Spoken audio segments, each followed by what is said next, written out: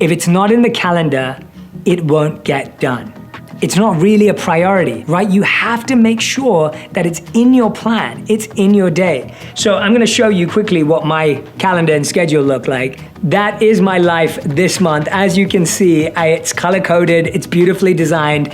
And as I flick through this, what you'll realize is that every single day, I have everything from workout time to meal times to scheduled off time, all in my calendar. What this allows me to do is it helps me prioritize both personal and professional commitments and helps me see both things in the same place. If you haven't put something in your calendar, even if it's something social, I promise you, you'll either forget it or you won't plan effectively around it. When I know I have a really big podcast or a really big interview, or if I know that I have a big deadline on a day, I don't then surround that day with other difficult and challenging tasks. Sometimes I'll start my day with the most challenging task of the day because I feel that I need to start with a challenge. And sometimes I'll actually put it as the last most challenging task of the day because actually I want to build that momentum. When you have a schedule, you get context around how you feel. That way you manage your mental health and well-being a million times better and you do more with less time. Need motivation? Watch a top 10 with Believe Nation. Hey, it's Carmichael, and I make these videos because you are probably the most ambitious person in your circle, but you know you're capable of more, and you get that push by surrounding yourself with the best. So today, let's learn from one of the best, Jay Shetty, and my take on his top 10 rules of success. Enjoy. Rule number 2, focus on your breath.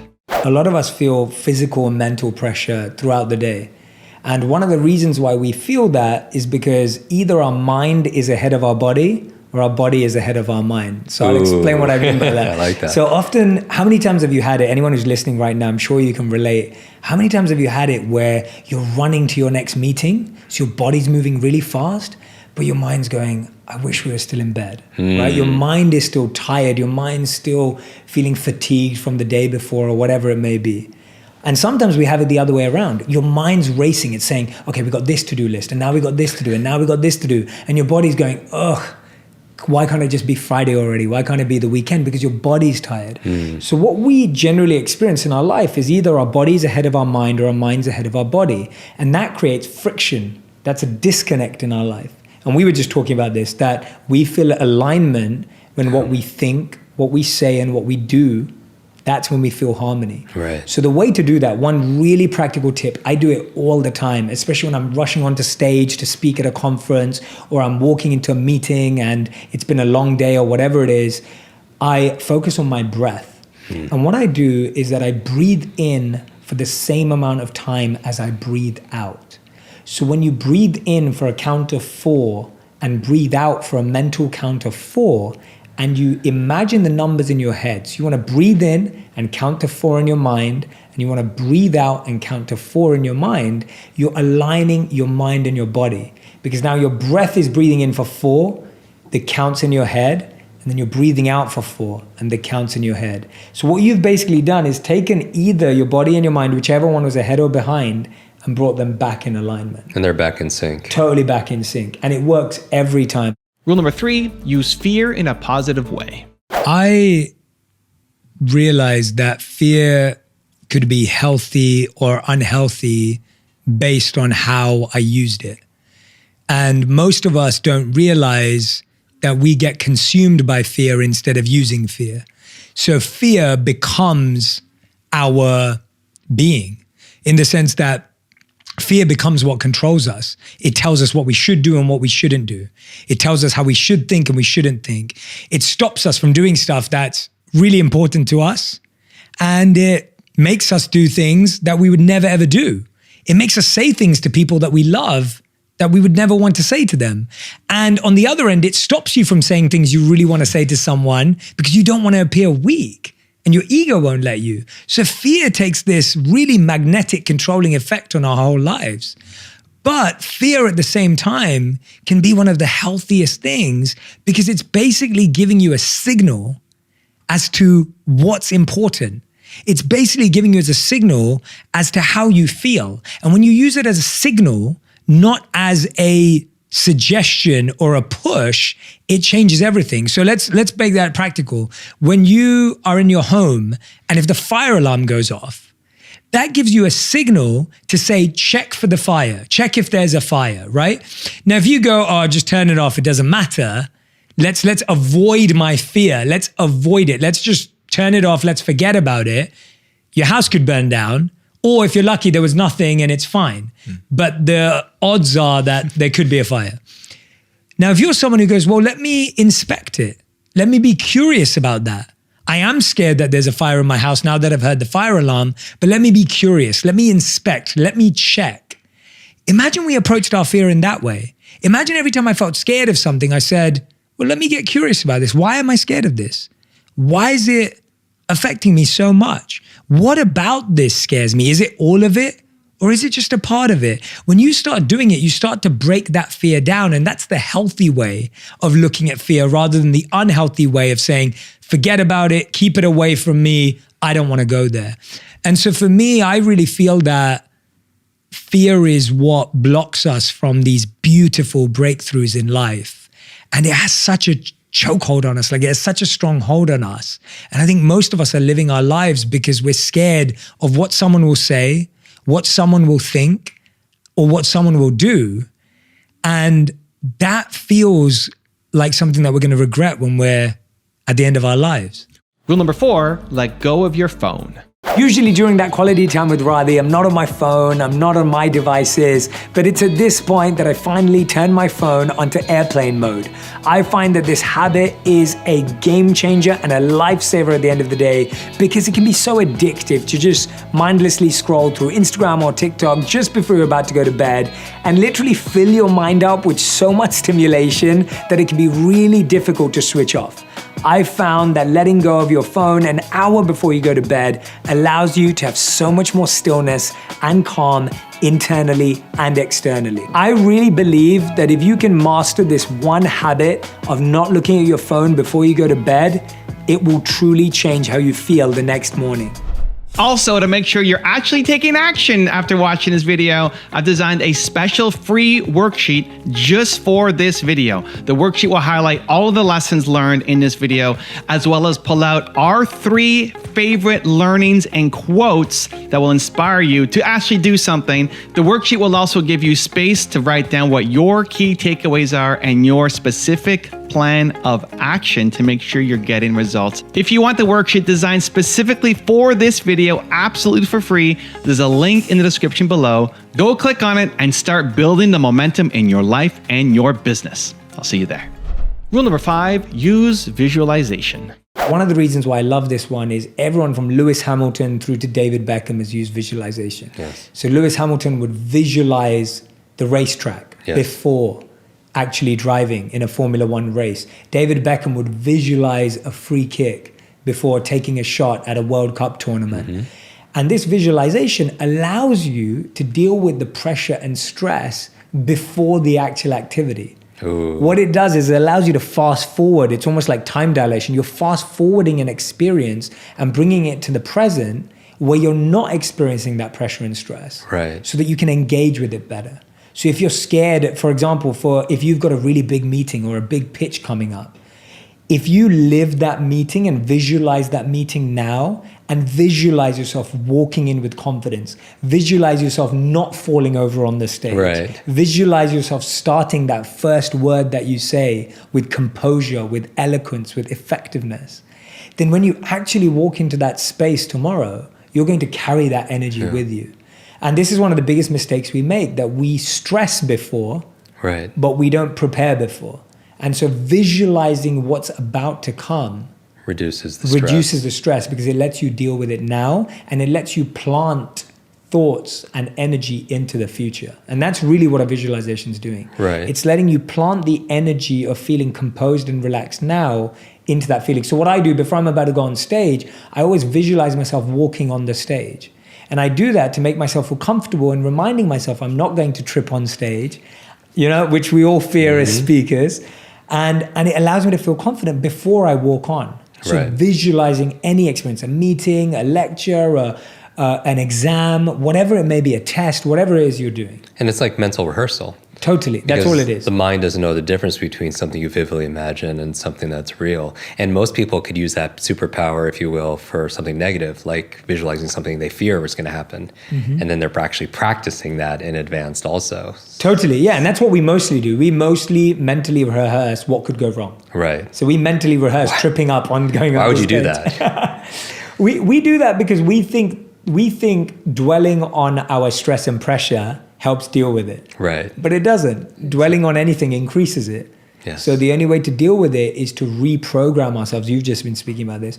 To reprogram ourselves to deal with it how we want in the aspirational sense. Rule number 6, know when to quit. I, from a very young age, just felt there was this strong inner voice. And I believe everyone has it. This isn't me being religious or spiritual or woo-woo. This is me saying that there is a voice that we all hear in our minds, in our hearts, in our heads, wherever you want to say it is, it's there. And the challenge that happens is in our early years, you're told to tell it to be quiet. So every time that voice says, well, maybe, no, just do what they're saying, do what they're told, get on that conveyor belt, get on that assembly line, stick that barcode on your back, become a machine, go be a robot. And it's almost programmed. And so that voice that is not machine-like, that voice is the human inside of us, is being trained to be a machine. And so we start treating ourselves like machines. And machines, you just program them and then press enter and then it gives you what it wants. But we don't function that way. We're a conversation in the universe. We're not a program. And so if you're a conversation and you're an interaction, you're dynamic, that inner voice becomes so squashed that now by the time we're 20, 30, 40, 50, 60, 70, whatever age you are, you can't hear it anymore. So you say, oh, that's some spiritual mumbo jumbo stuff because I don't hear that voice. Rule number 7, keep a journal. This is probably one of the highlights of my evening is taking out my 5-minute journal, the Genius Jay Shetty version, and filling out the rest of the reflections for the day. I found that this is one of the most calming and centering moments of my day because it gives me an opportunity to appreciate what I have, to remember the incredible moments that have happened throughout my day. See, we have so many highlights in our lives that we forget simply because we don't take a moment to allow them to go inward. For me, this is like taking a mental and emotional picture of a moment that I never want to forget. And as you can see, today I had the pleasure of interviewing Jocko Willink, who fascinated me with so many insights, Guy Raz from how I built this, and then finally, just getting to spend so much quality time with my team.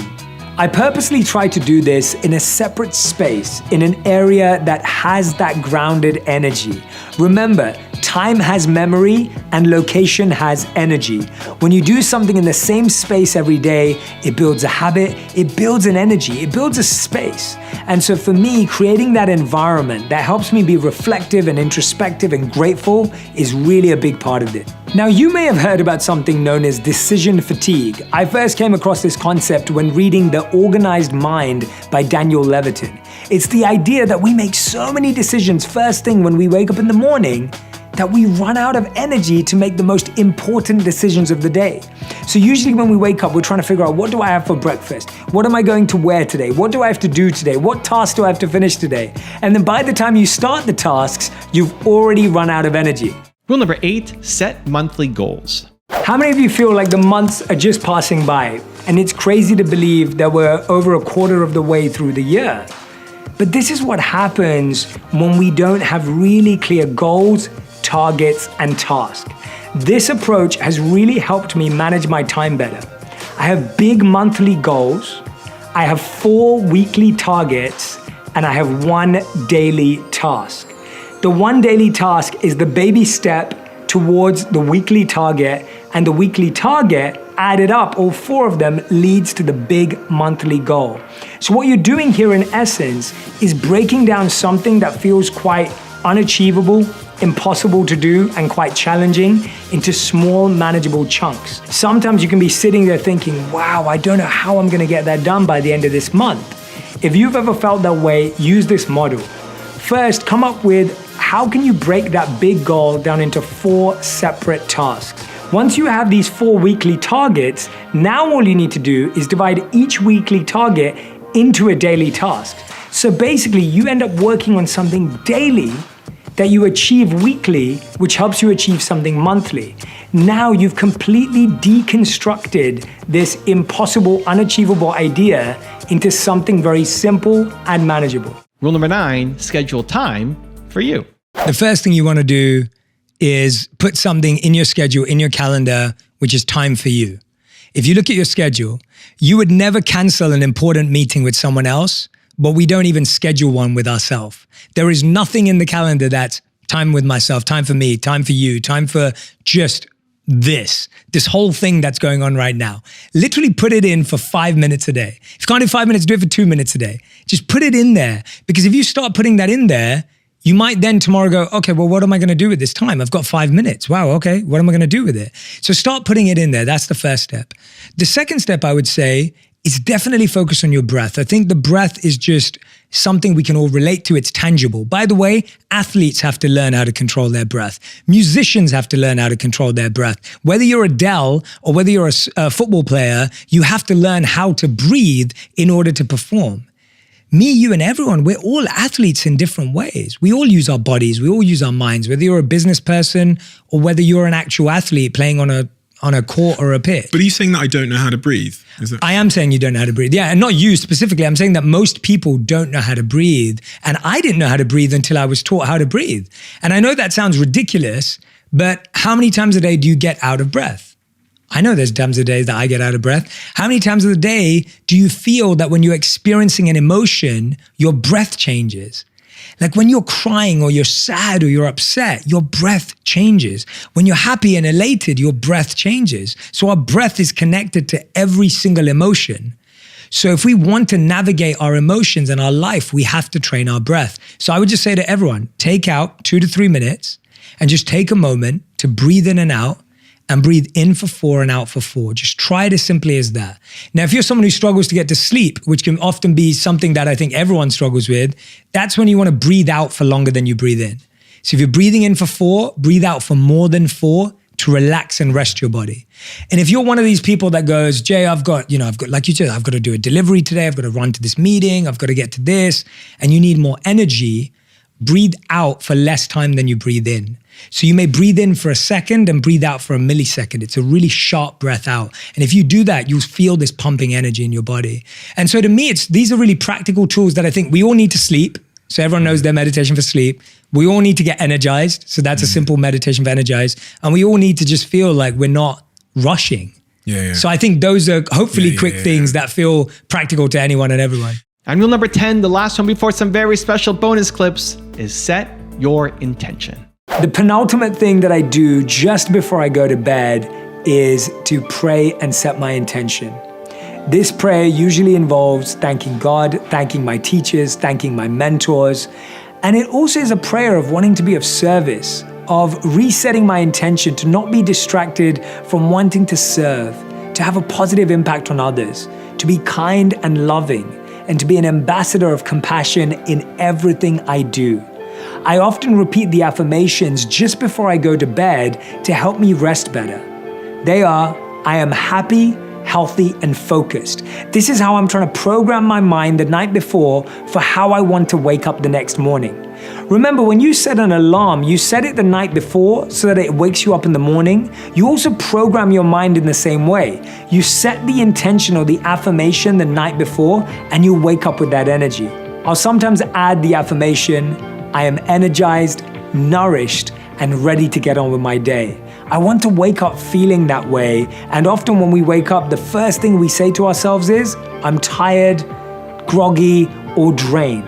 So we're programming ourselves to feel a certain way and helping our subconscious mind prepare itself. I really want you to think about how envy is the art of counting another's blessings, not your own. Start with compassion. Don't judge yourself. Don't criticize yourself. Don't compare yourself. Don't complain. Get rid of the 3 C's: comparing, complaining, and criticizing. Get rid of them out of your vocabulary. Get rid of them out of your mind. Just totally remove, right? Anytime you see yourself compare, complain, or criticize, stop doing it. Notice it. That's your mind. Your mind wants to compare. Your mind wants to complain. Your mind wants to criticize. Your intelligence wants to care. It wants to be compassionate. It wants to choose with confidence. It wants to be confident, right? Let's replace those feelings with that. Let's replace them for that. Take the next month, take the next 30 days, and every weekend, plan a new activity, workshop, seminar, course, book, podcast to listen to, person to shadow, person to experience with. Take a Saturday and Sunday and try it out. You've got 8 things that you can now test. There are 8 days, 8 weekends in a month, roughly. Test something new on each of those. Go and actually do something. So this is no more thinking, no more reflecting. If you want to be a chef or you think you want to be a chef, go and do a cooking class. See how natural it was for you. See how much fun you had doing the process. Take 8 different things and try them out.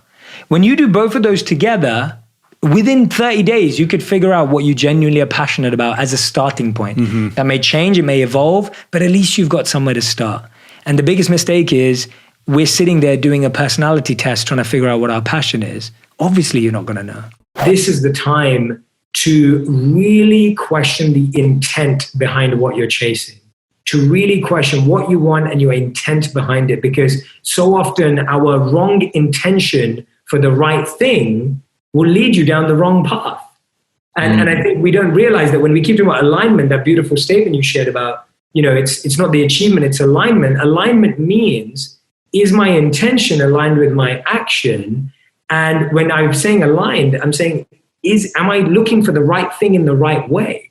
And sometimes, even if you're looking for the wrong thing, but in the right way, you'll still get there. That's why intention is so powerful. Like if you're planting seeds in your garden and you by mistake water the seeds, but you water a weed next to it, because you're still watering, the seeds are still going to grow and you'll spot the weed. So that process of watering needs to continue. I want you to think back to a moment where you felt you were in your element, where you felt you were in flow. It may have been a challenging situation, but to you, it felt somewhat effortless. You were performing an activity. You were doing some sort of teamwork with another group. Now, the challenges that we usually think of, when someone asks you to think of your passions, we immediately start thinking of hobbies like art, music, drama, right? Science, whatever it is, we start thinking of containers. Because for a long, long time in our lives, we've been trained to believe that everything comes in boxes, everything comes in containers. We think of careers as containers. We think of careers as boxes.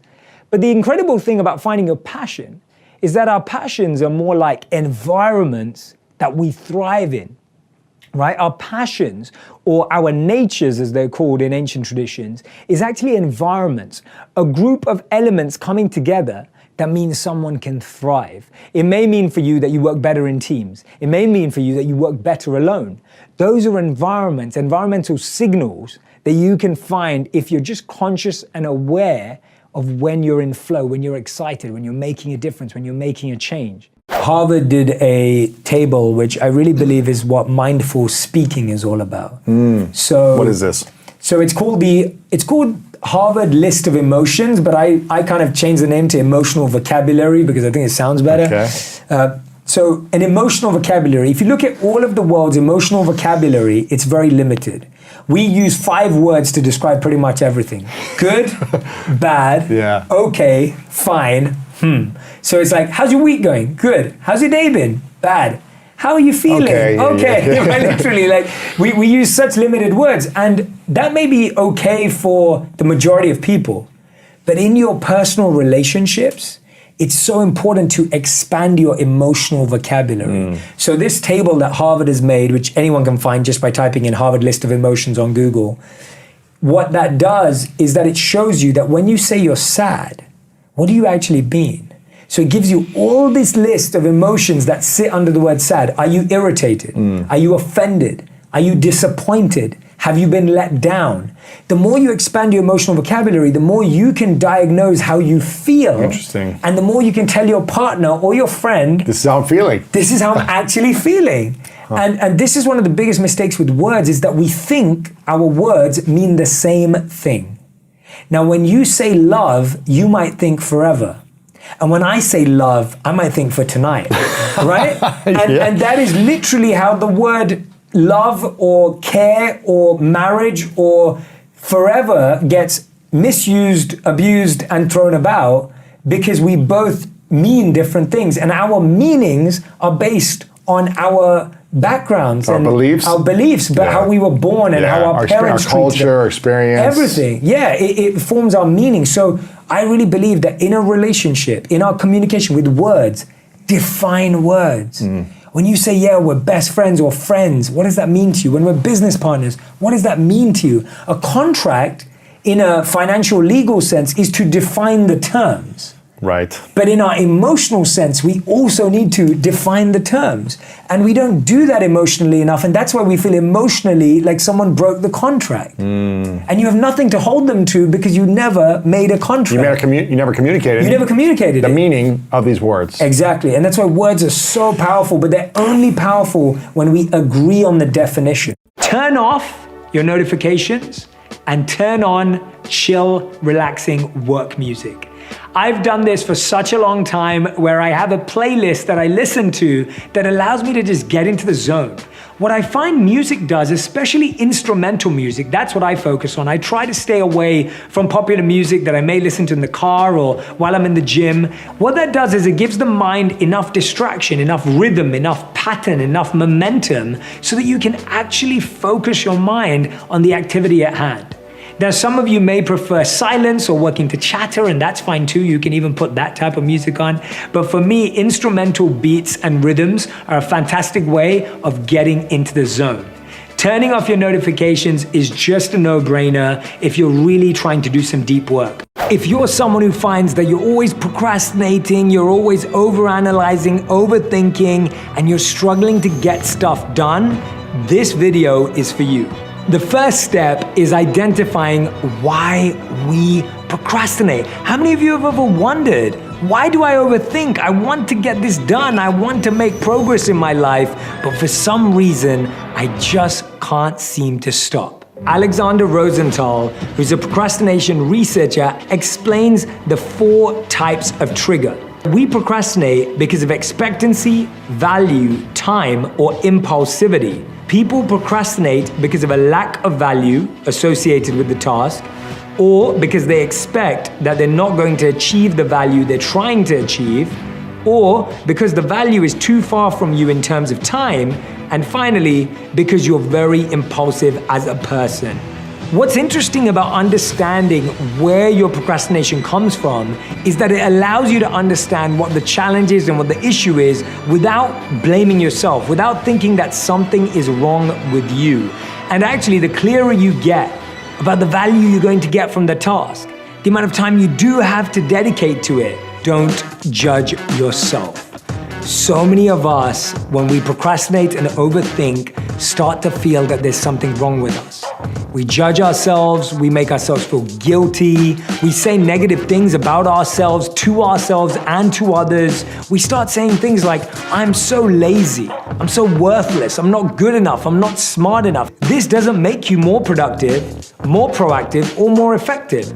How many times has putting yourself down made you lift yourself up? I don't think those two things go together. What ends up happening is that when we judge ourselves for being procrastinators, we create a prison of guilt. This becomes a space that we actually can't break out of, and it's how procrastination keeps us trapped by making us believe that we can't do anything, that we're no better. So we need to stop judging ourselves. How do we stop judging ourselves? By letting go. Realizing that we all make mistakes and that we're going to leave that all behind and we're going to turn over a fresh page, that we're going to start anew. When you're with loved ones, when you're with family, when you're with your friends, make a vow to not use technology.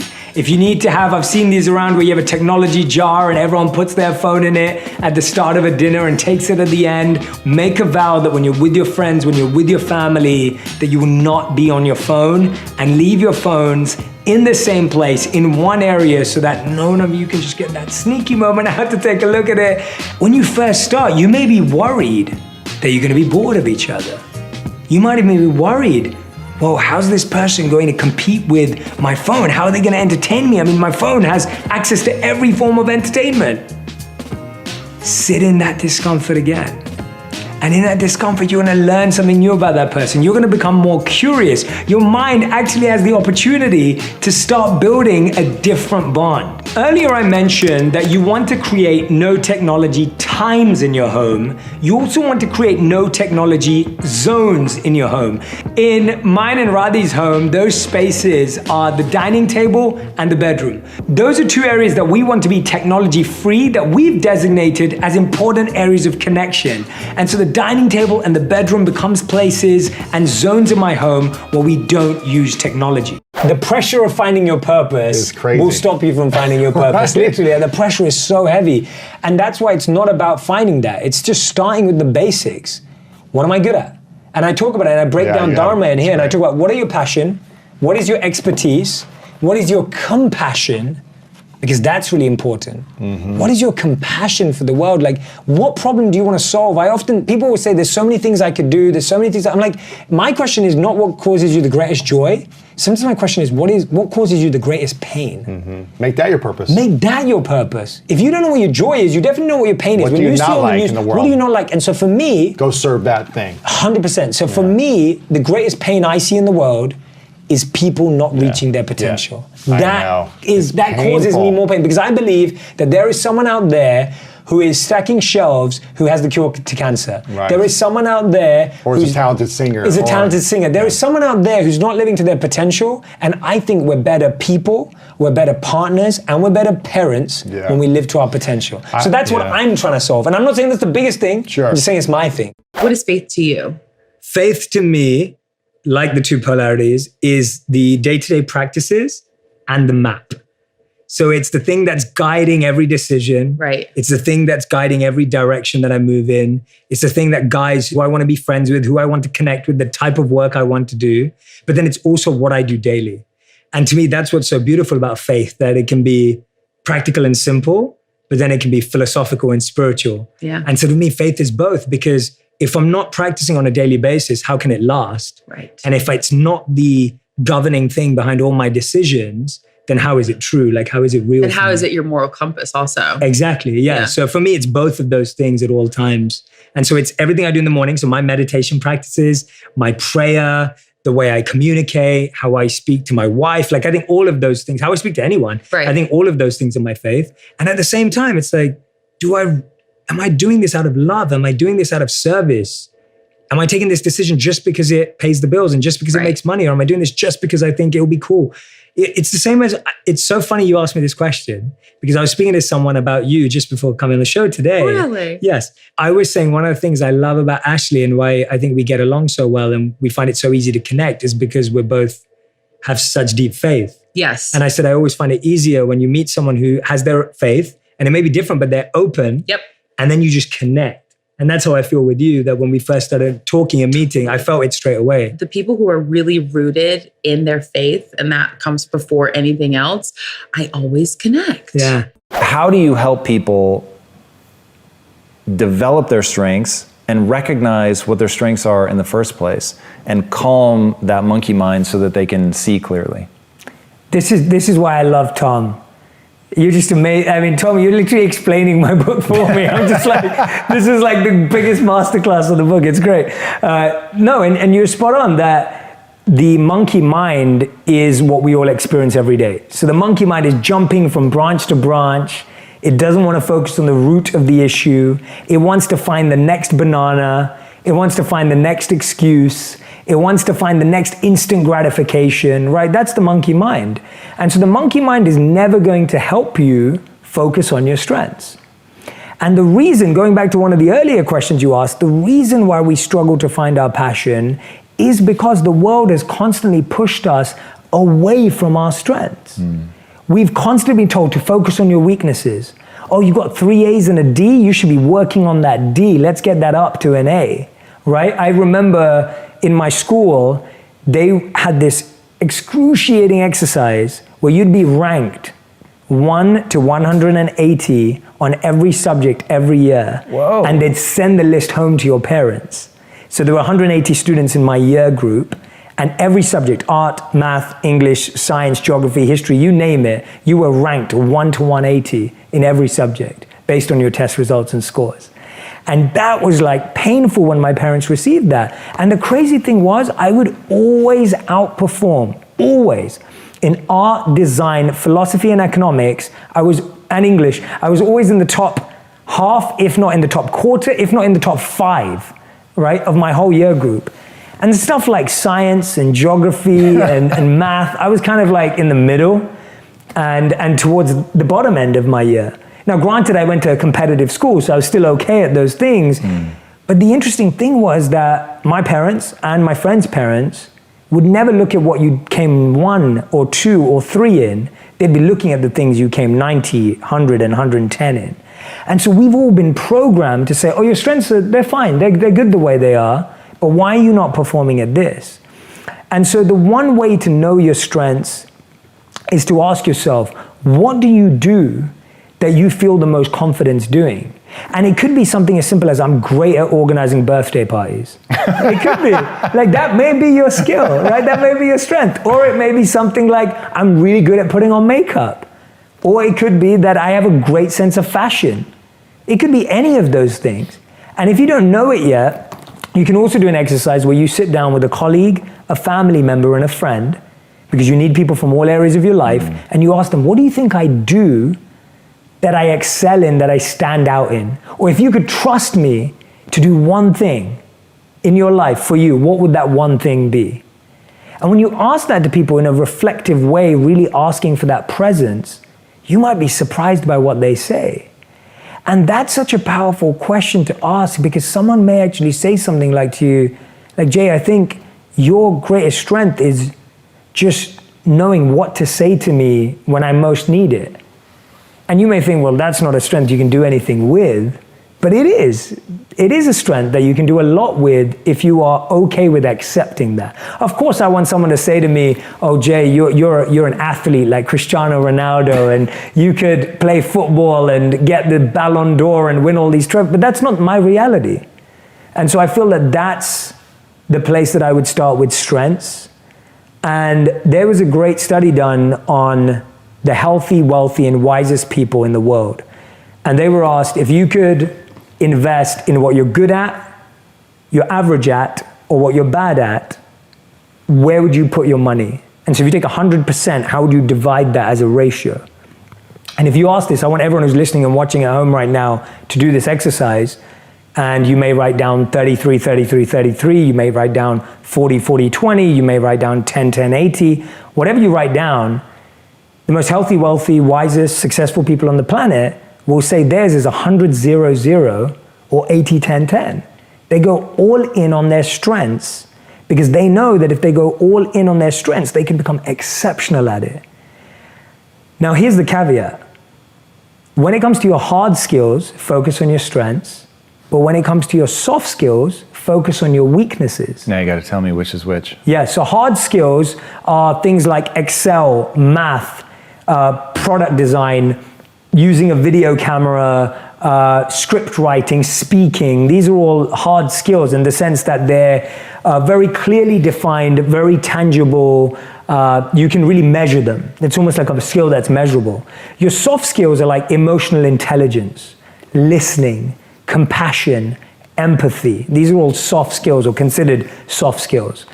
And those are where you focus on your weaknesses because they can actually end up tripping you up while you're trying to become the best at doing the hard skill. So you may be the best videographer in the world, but if you don't know how to listen to your community and your team, then no one's going to want to work with you.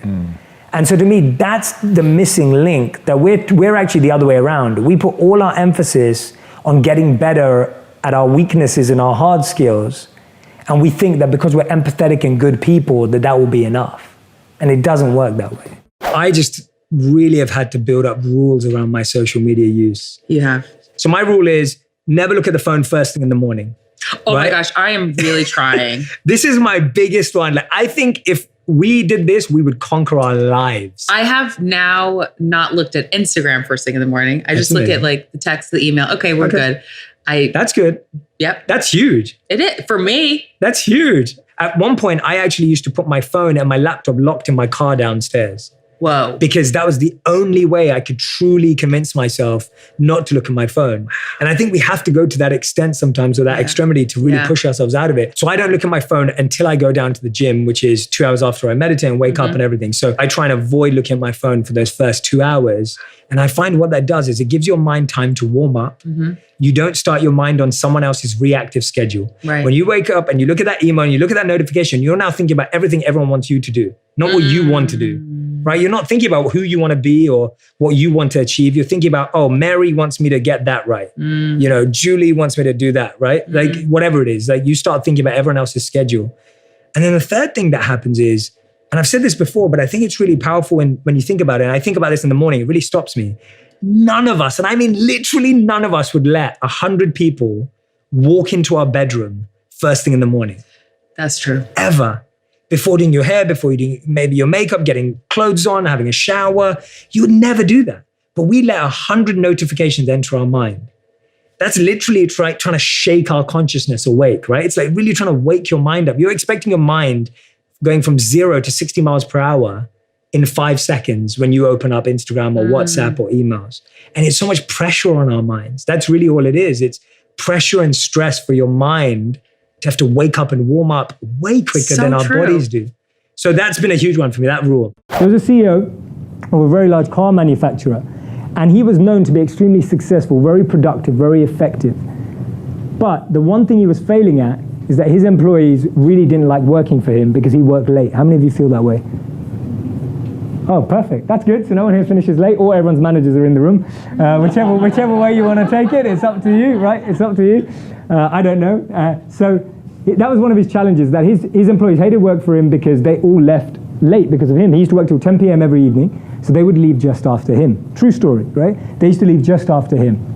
So one of his assistants, she came and said this to him. She said, you know, morale's a bit down. Everyone's struggling at work. You know, we're losing a few people are quitting their work. You know, people, they're not well, they don't feel like their health is being taken care of, they're not spending enough time with their families. You really need to consider this. He said, okay, leave it with me, we'll figure it out.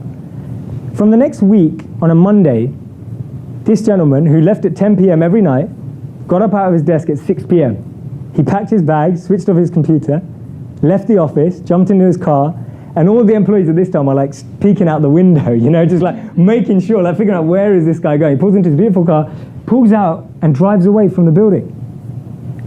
It was the first time it had ever happened at 6 p.m. They all decided to wait till 7 p.m. before they left. They waited and they left. On Tuesday, the same thing happened. They looked out the window again. He left at 6 p.m. again. This time they waited till 6:45 and they left. They did the same thing, and this happened for 3 months, where he left at 6 p.m. every day. 3 months later, his assistant, who'd made him aware of this challenge, she came back to him and she said to him, I'm really confused about something. She said, you've been leaving 4 hours earlier every single day, but you're not behind on your calls, you're not behind on your emails, and you're still performing at the same level, if not better, than when you were leaving on time. And she said, how are you managing to do this? Are you working at home? Well, how are you managing this? And he said, let me tell you something interesting. He said, every day, I get into my car at 6 p.m., I drive out. He said, I take a drive for an hour. He said, I take that drive, I listen to music, I re-energize. He said, I sometimes go for a bit of a walk at the park as well. He said, I come back fresher at 7 p.m. and I work for 3 more hours. And he said, if it helps them knowing that I've left at 6 p.m. so that they can have a better life and have the values that they want and value what they want to give their time to, that doesn't mean I've got to give up what I value my time to. He said, I love my work. I love being here till 10 p.m. I'm extremely ambitious. I love being here. But they should also love being where they are. And that to me is an incredible example of how someone actually lives, foregoing the perception of others. Even though he changed his own life to help other people, they'll never perceive him that way. They just think he's changed his mind and he goes home early. They don't realize the struggle that he's putting in. And that's what I've realized. Whether you're putting in struggle or sacrifice, never look for the validation or approval of others. to validate that sacrifice or that struggle, because they don't need to understand anyway. It's always been your inner journey. It's always been part of your inner growth. And I remember when I made the decision to become a monk after business school, all my friends were like, what the hell are you doing, right?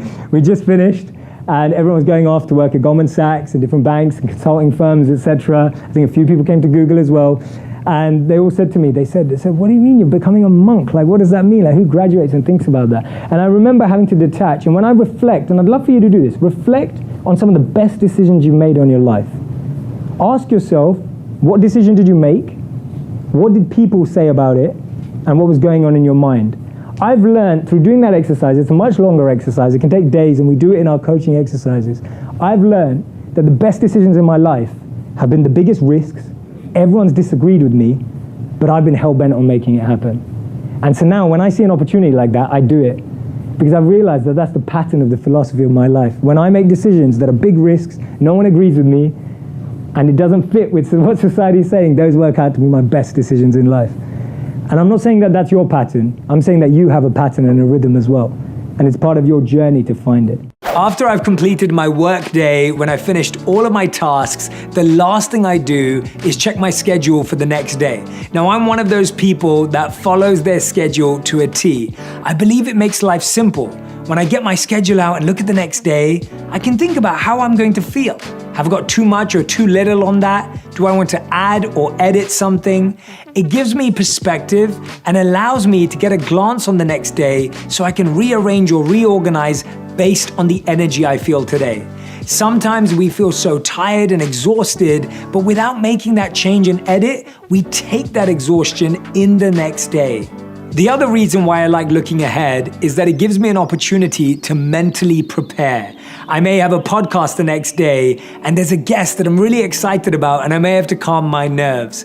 Or sometimes it's an event or a meeting that I'm looking forward to and I just want to go over the bullet points before I go to bed. It gives me an opportunity to rehearse the day in advance, and often I'll even sit and do a short visualization just to imagine how tomorrow will look.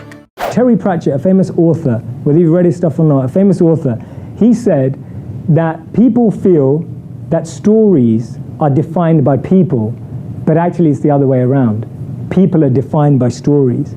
When you're listening to me today, I've shared so many stories with you because we define ourselves by the stories we tell ourselves on a daily basis.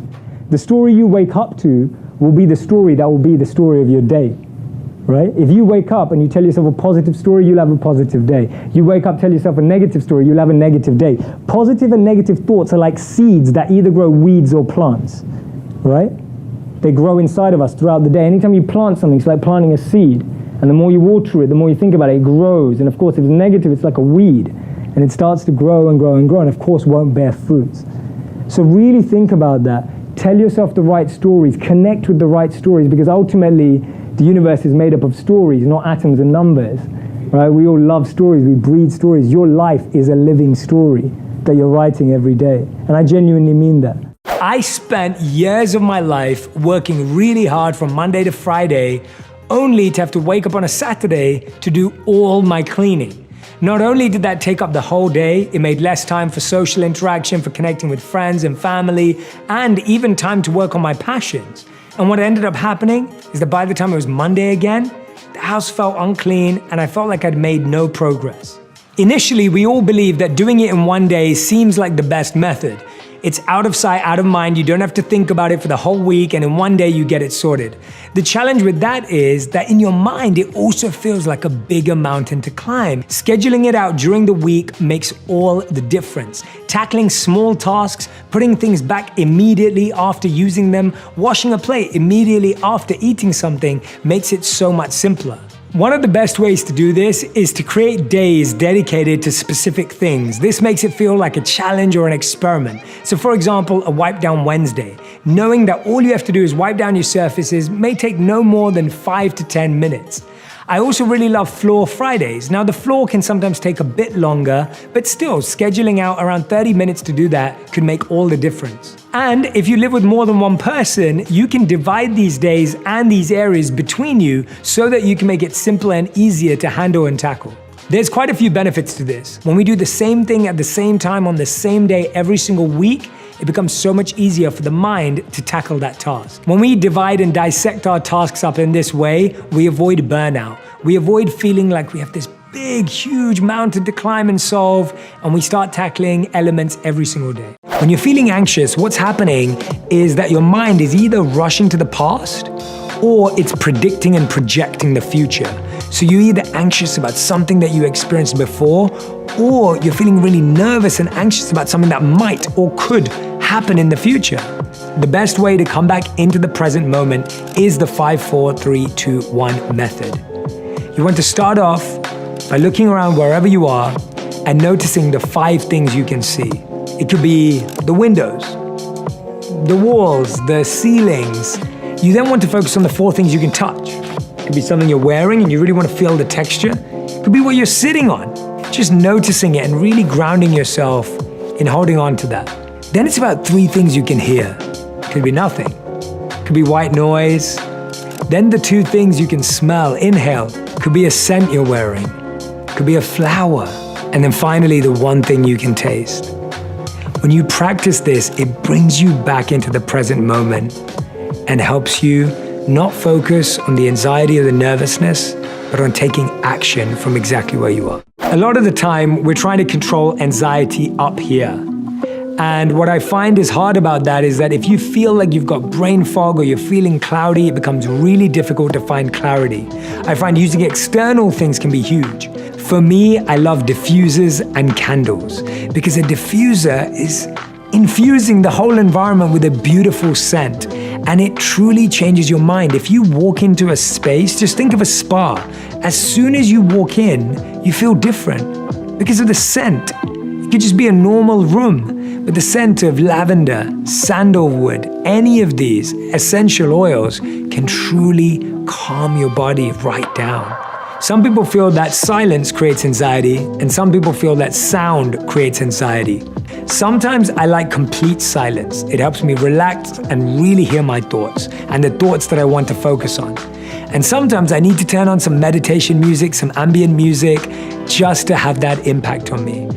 Please use music in your environments, in different rooms in your home, to help you achieve different emotions and feelings that you want to feel at that time.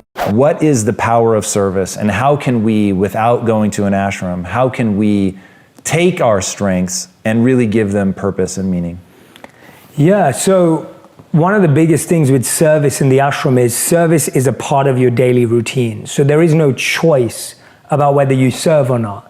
So that's a really great way to live because you're almost exposed to lots of different types of service. So some of that would be cooking for the homeless or underprivileged children who don't have access to warm meals. Some of it would be building sustainable villages inside which people can live and villages can find a home and an economy. So you're always connected to doing something for others.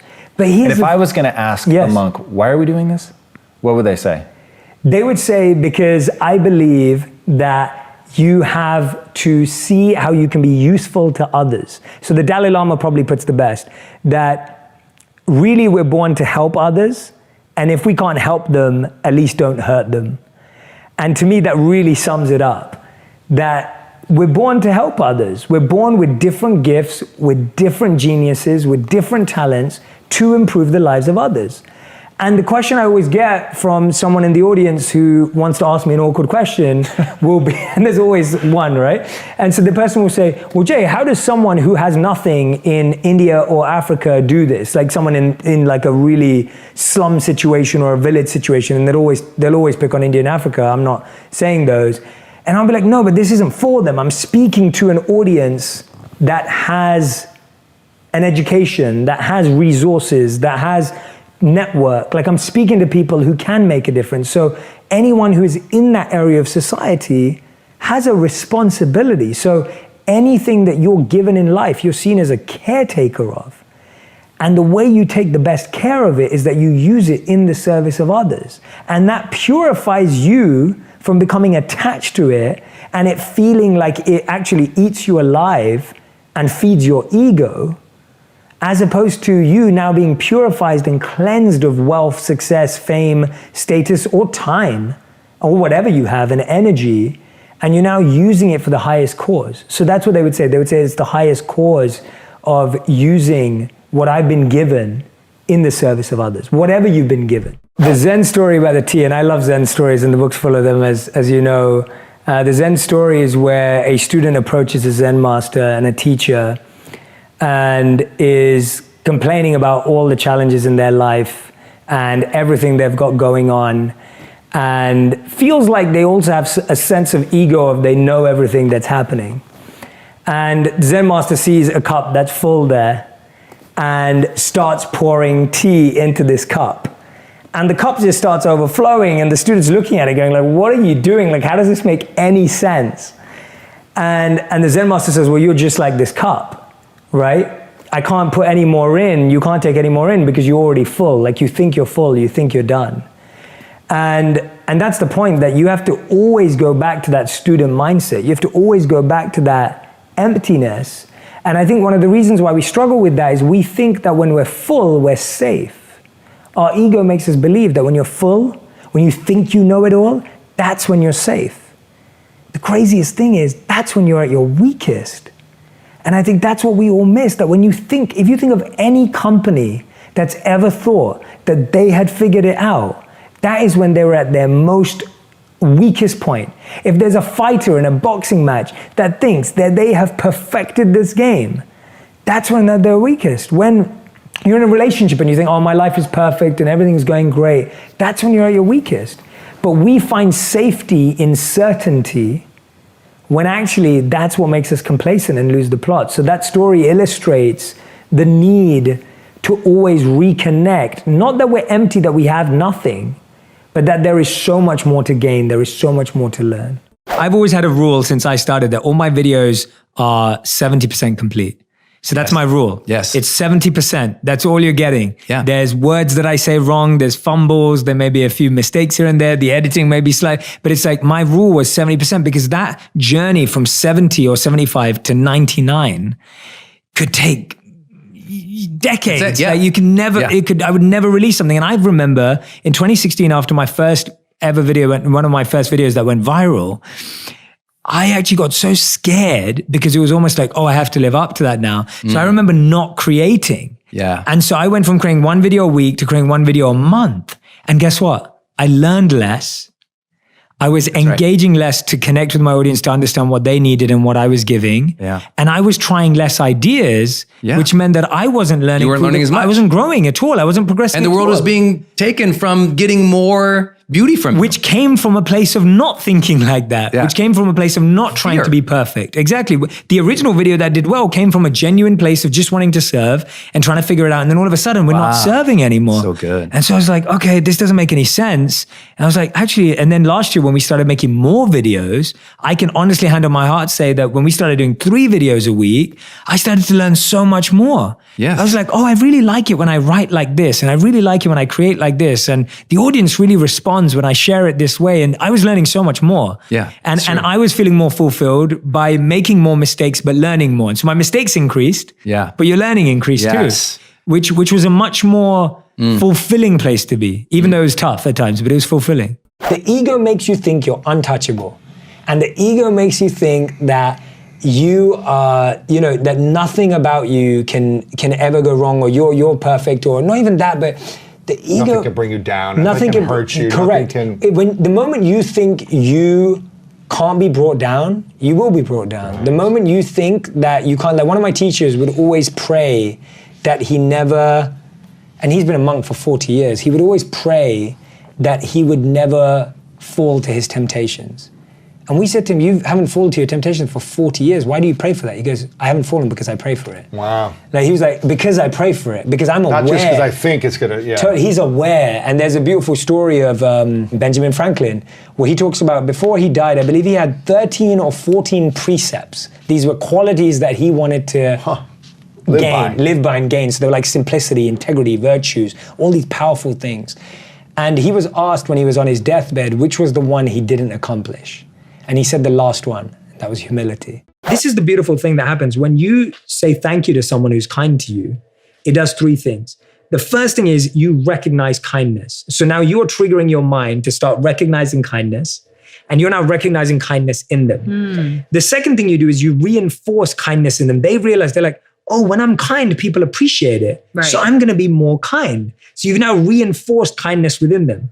And the third thing is you help them repeat it. Now that you've shown them that their kindness is reciprocated, they're now going to be kind to more people.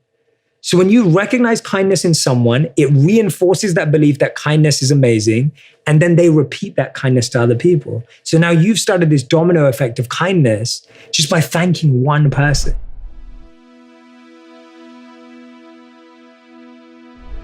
Because you made it this far in a video, I want to celebrate you. Most people start and don't finish. Most people never actually follow through. Most people say they want something, but they don't ever do the work to actually get it. But you are different. You are special. Believe Nation, you made it here all the way to the end, and I love you. So as a special celebration, if you put a hashtag believe down in the comments below on this video, I will showcase you and celebrate you somewhere on the screen in a future video because you are awesome. For 10 more amazing rules from Guru Gopal Das, check the video right there next to me. I think you'll love it.